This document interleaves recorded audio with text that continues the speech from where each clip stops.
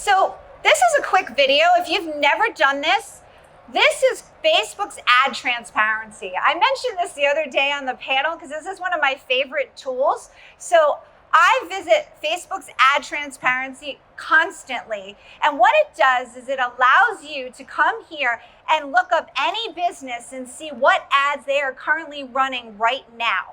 So you can do this for local competitors.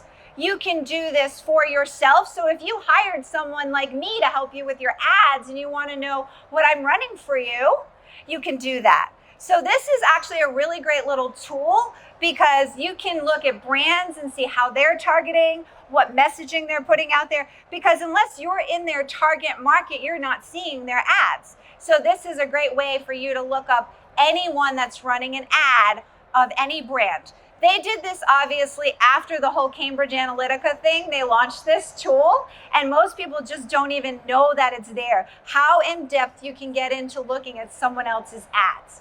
Just a side note, Google also has the same tool. You can just Google Google's ad transparency.